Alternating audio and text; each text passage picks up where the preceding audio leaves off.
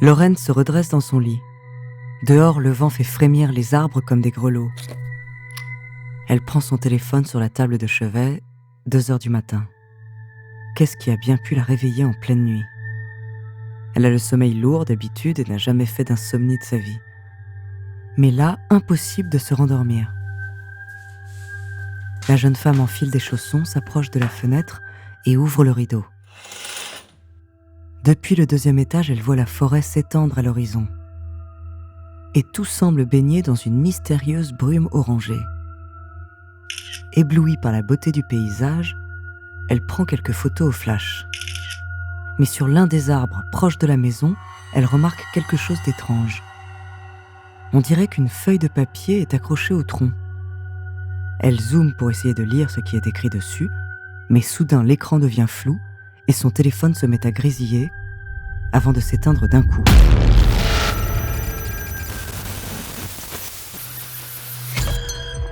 Lorraine est troublée. Qu'est-ce qui vient de se passer ? C'est peut-être la centrale électrique pas loin d'ici qui perturbe l'appareil. Elle se souvient alors de cette légende que lui racontaient ses parents quand elle était petite. Celle de l'homme sans visage qui erre dans la forêt et déteste qu'on le regarde. Elle hésite un instant, puis décide de sortir pour en avoir le cœur net.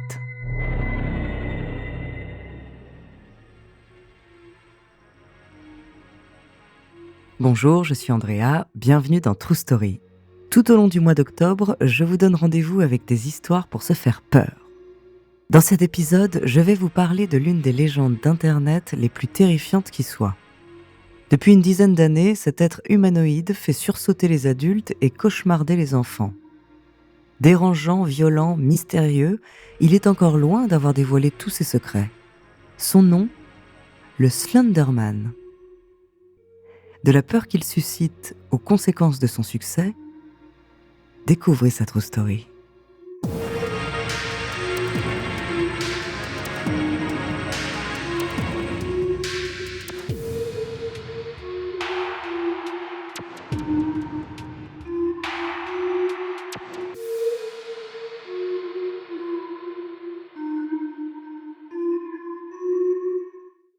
Attention, dans cet épisode, nous allons parler de scènes violentes qui pourraient heurter la sensibilité des plus jeunes.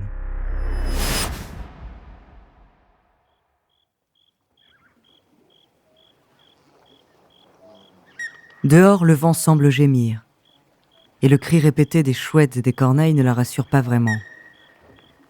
Quelque chose au fond d'elle lui dit de rentrer à la maison, de se remettre au lit, comme un mauvais pressentiment. Mais la curiosité est plus forte. Elle veut savoir ce qui est écrit sur ce bout de papier et comprendre pourquoi elle n'a pas réussi à le photographier.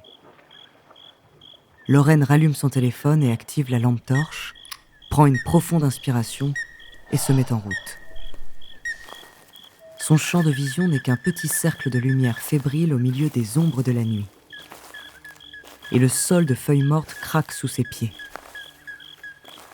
Quelques mètres plus loin, elle aperçoit le papier accroché à un arbre et prêt à s'envoler.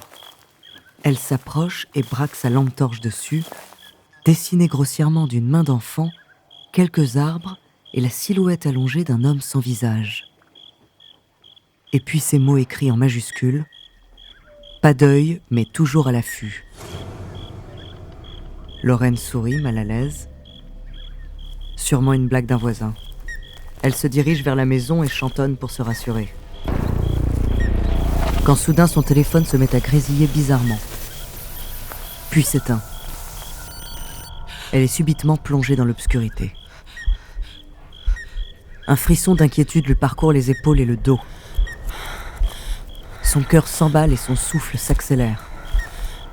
Elle entend très distinctement le vent, les oiseaux, les feuilles mortes sous ses pieds. Elle sait que la maison est tout droit, à quelques dizaines de mètres à peine, qu'elle peut y arriver à tâtons. Elle connaît bien le chemin, elle vient de l'emprunter à l'instant. Mais elle s'immobilise d'un coup, s'accroupit et plaque sa main contre sa bouche pour étouffer sa respiration. Dans la nuit noire, au milieu de la forêt, Lorraine sent qu'elle n'est pas seule. Elle sent que quelque chose la regarde. Alors que la jeune femme reste la plus silencieuse possible, sa lampe torche se rallume. Et ce que la lumière révèle lui glace le sang. Juste devant elle, un être humanoïde d'au moins 3 mètres de haut se tient debout. Il porte un costume noir et blanc, une cravate rouge, et les traits de son visage sont effacés comme lavés à l'acide. Ses jambes et ses bras sont terriblement longs, maigres, presque tentaculaires.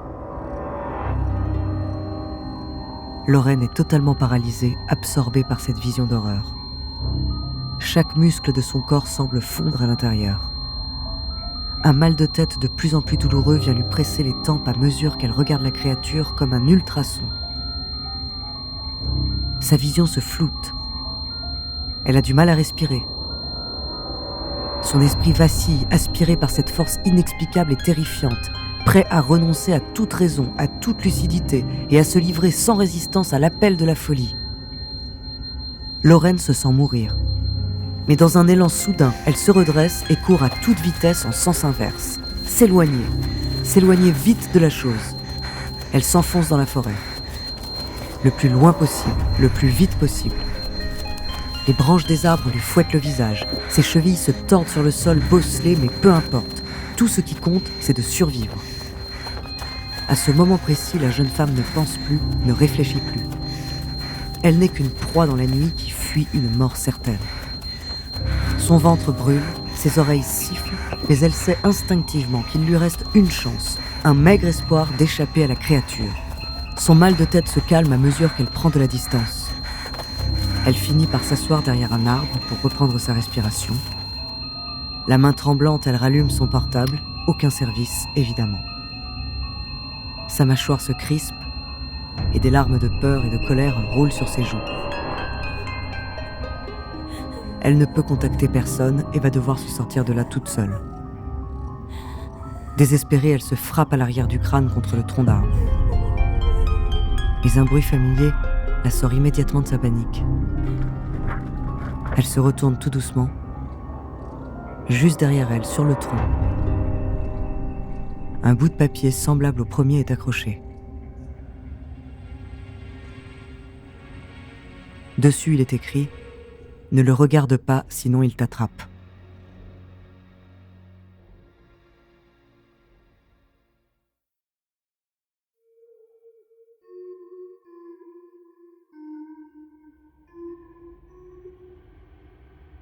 Après cette découverte, la jeune femme est sous le choc. Cette fois, ce n'est pas une blague, elle le sait, c'est une aide. Tandis qu'elle se redresse pour reprendre ses esprits, elle aperçoit une forme rouge à quelques mètres. C'est la cravate de la créature. Une décharge électrique parcourt tout son corps et elle part en courant. Son cœur bondit dans sa poitrine et ses yeux brûlent comme si elle avait fixé le soleil trop longtemps. Des taches de couleur inondent son champ de vision. Mais ses jambes continuent de la porter plus vite que jamais. Ne pas regarder, ne pas s'arrêter, ne pas se fatiguer. Elle court comme ça pendant plusieurs minutes, devinant parfois la silhouette du prédateur qui la traque. Ses bras maigres et immenses pendent le long de son corps jusqu'à ses genoux et sa tête blanche penche en avant. Il semble se déplacer facilement, presque glisser sur l'herbe. Dans sa course frénétique, Lorraine aperçoit un nouveau bout de papier accroché à un tronc. Elle le déchiffre en 1 seconde. Centrale électrique, refuge. Ses poils se hérissent et l'émotion la submerge. Il reste un espoir. Ses pensées, jusque-là désorganisées, se concentrent toutes sur un seul et unique but, atteindre ce lieu à tout prix et se mettre en sécurité. Il fait encore nuit, mais ses yeux se sont habitués. Elle voit mieux le sol, les arbres et la structure métallique de la centrale qui s'élève dans les airs, au loin. Malgré la peur et la fatigue, son esprit est de plus en plus lucide. Elle sait qu'elle peut y arriver et avale la distance à une vitesse folle. Le vent la pousse dans le dos. Plus vite, plus vite, plus vite. Elle y est presque. Elle y est presque, mais elle trébuche, tombe par terre et se cogne violemment la tête contre une pierre.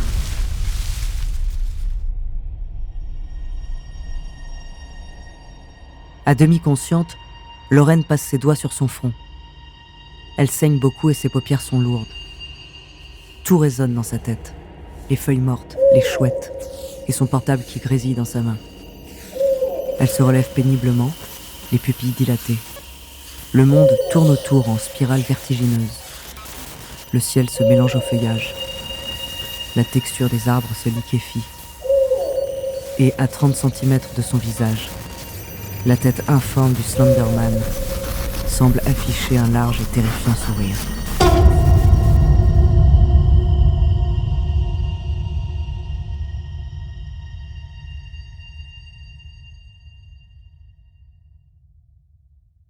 Cette légende est née sur un forum en 2009. Un utilisateur du nom de Victor Surge poste un jour quelques photos de groupes d'enfants en y ajoutant à l'arrière-plan la silhouette immense et fantomatique d'un homme en costume noir et blanc. Il n'en faut pas plus pour qu'Internet s'emballe. La créature est baptisée Slenderman, ou homme élancé, et procéderait à des enlèvements d'enfants. Les années qui suivent, le Slenderman devient un mème Internet. Décliné en masse de façon horrifique ou humoristique, cette figure devient l'un des plus grands mythes du web et fait l'objet de nombreux fanarts. Jeux vidéo, fiction, cosplay ou encore documentaires. L'histoire de Lorraine que vous avez entendue plus tôt est d'ailleurs librement inspirée du jeu vidéo Slender, The Eight Pages, sorti gratuitement en 2012.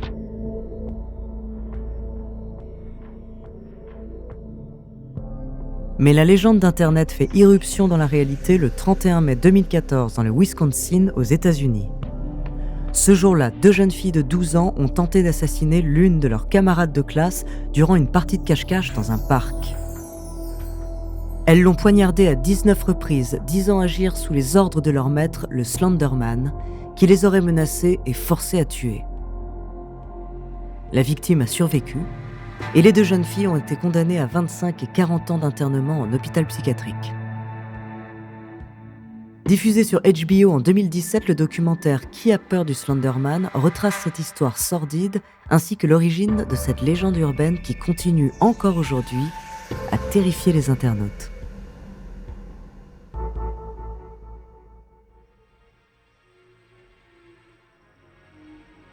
Merci d'avoir écouté cet épisode de True Story. À l'occasion d'Halloween, octobre sera un mois spécial horreur. La semaine prochaine, je vous parlerai d'un sergent de l'armée française nécrophile et nécrosadique ayant sévi dans les cimetières parisiens au XIXe siècle. En attendant, si cet épisode vous a plu, n'hésitez pas à laisser des commentaires et des étoiles sur vos applis de podcast préférés.